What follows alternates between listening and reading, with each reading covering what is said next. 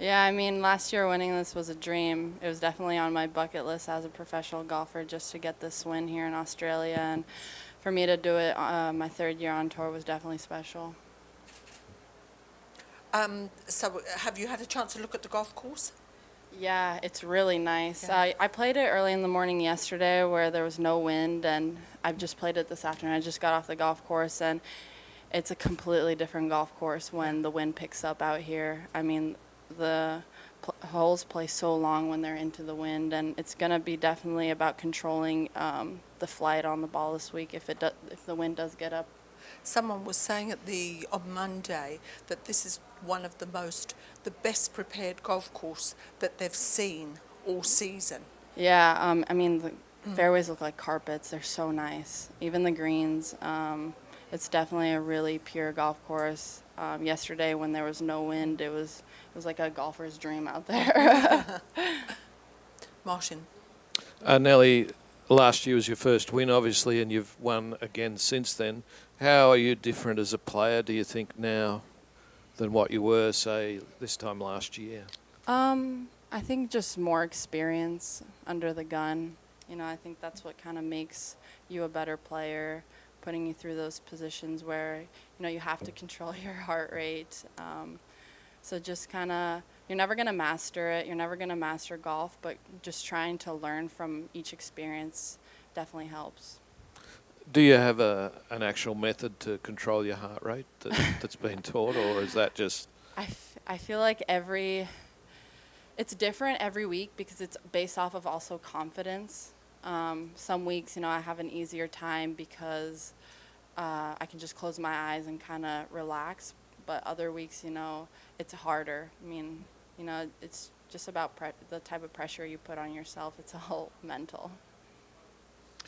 Last year, as a Korda, you probably faced pressure that other people didn't face here, which is sort of ridiculous, but it's sort of true. Is that pressure gone now that you've cleared that sort of obstacle? No, I don't think so.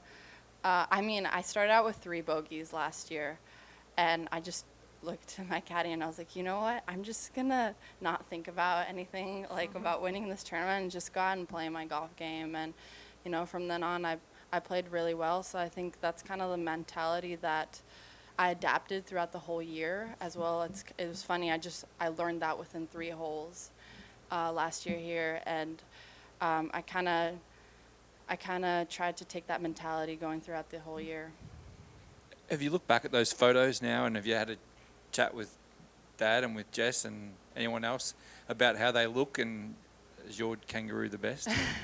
I did get told that holding the trophy, my jump was the best. So I was really happy about that one.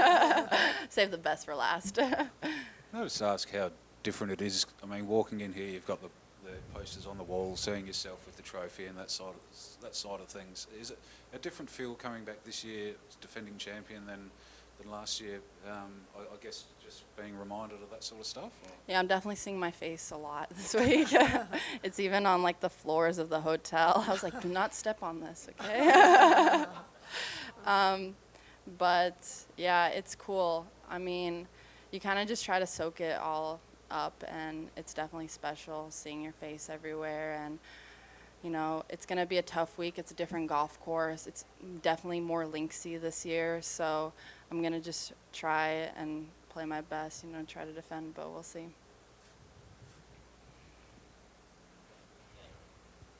Have you got your eyes on number one, or what's motivating you this year? Is it the Olympics? Anything else? No, I'm not thinking about anything like that. Really, I just changed equipment too, so I have brand new irons in this week, new shafts. I got stronger over the off season. In my first 2 events, I could not control my ball flight because they were bending. The shafts were too weak and they were bending on me.